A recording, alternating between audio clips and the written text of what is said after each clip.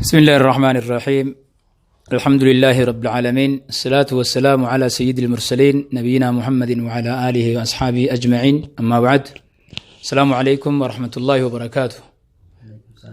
وبليين إسلاما بكجرتن هندتي نجا رحمن ربي اسم برها جراتو ربي سنهاتيسو ما إن شاء الله وأنت كتدغني تيران فني واليادة شفنا نمني نموجاجر خنيس عبد الله أحمدي منشد خيني سني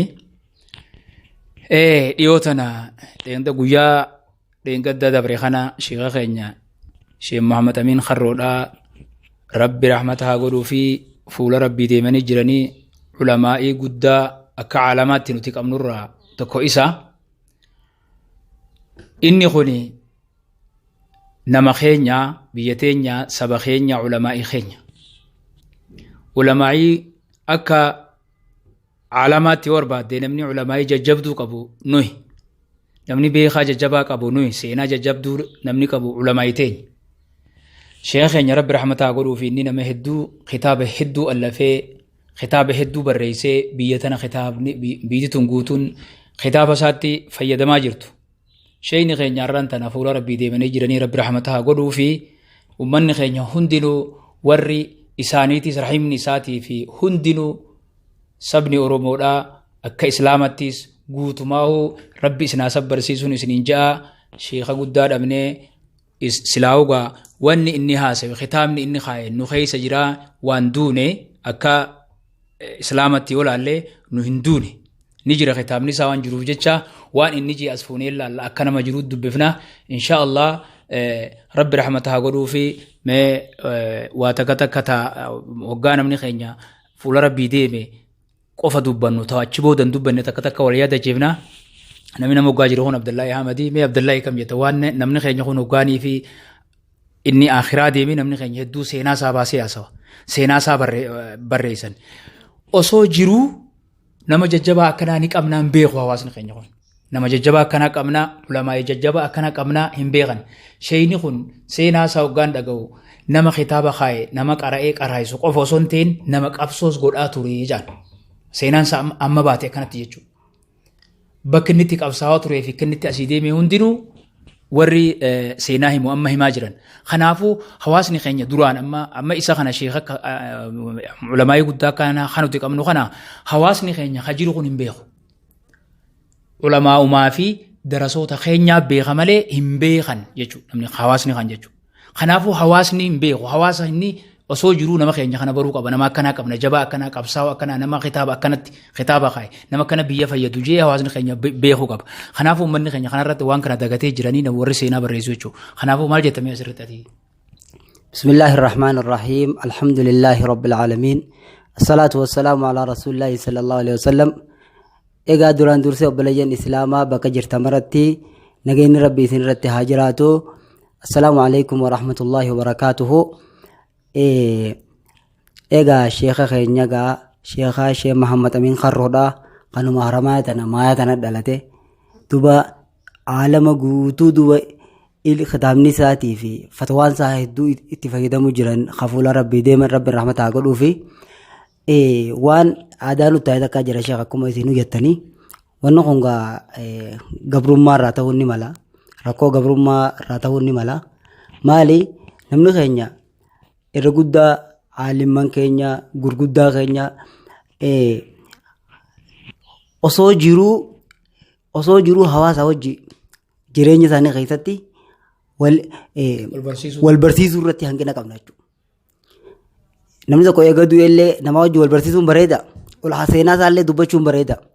Ammoo gayaadhaa miti kun qoftiin gayaa miti. Maaliif jennaan namni kun nama maalummaa isaa beekuu rifataaf jechuudha.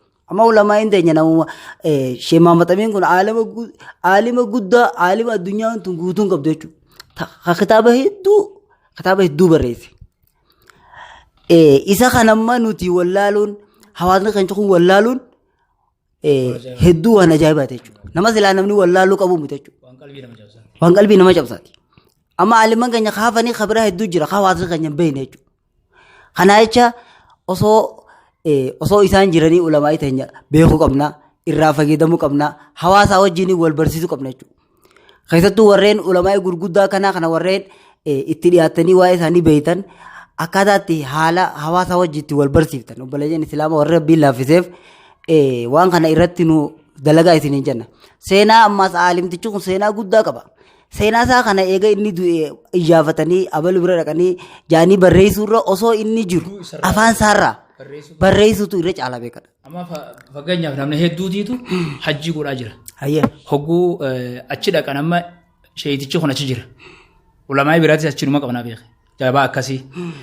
Sheeticha kana silaa dhaqee namni keenya hoggaa hajjii dhaqee san itti goree dubbisuu ture osoo beekan jechuudha. Nin beeyne malee.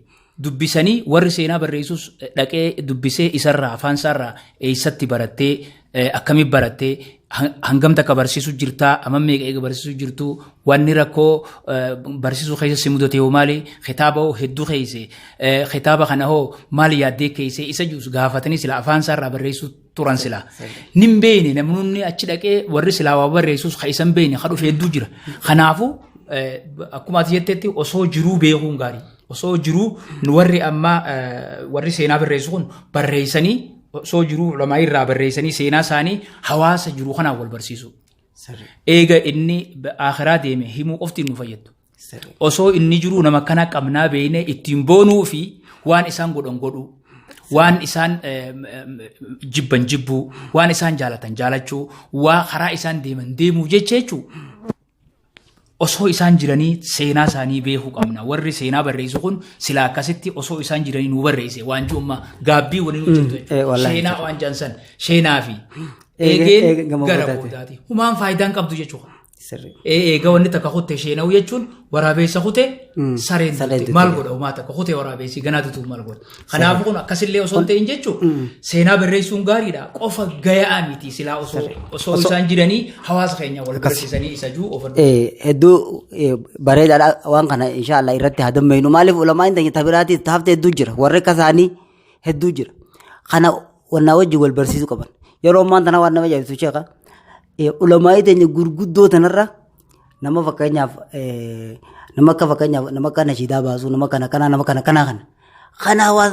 beekama jechuudha. Amma tun adilee haqaa miti matu kun sirriidhaa miti. Kanaaf irra bakka kannanii akkasii ilaalan. Namni makka wannaa kun namni akka waa baasuu kun beeka dhumaa wannaa miti waan ulamaa irraa dhagahee irra guddaa wanni goonaa bara. Nashiida deebisan. Wanni miti waan. Kanaa jecha waan kanarratti xiyyeeffadhaa isin ijaa kabiraa lammada yaanni hin qabu yoo jiraate maali amma sheeyni kun rabbi rahmataa godhuu fi carraa harkatanii rabbiin haala mijeessee fi ilmi isaa irra guddaan beekadhu kitaabaan barreessitee jirti irraa haftee jirti muka isaa haftee jirti.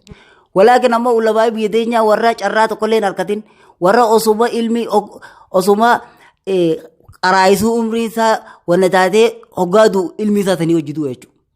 Waan kana obboleeyyan irratti dalaguu ni dandeenya.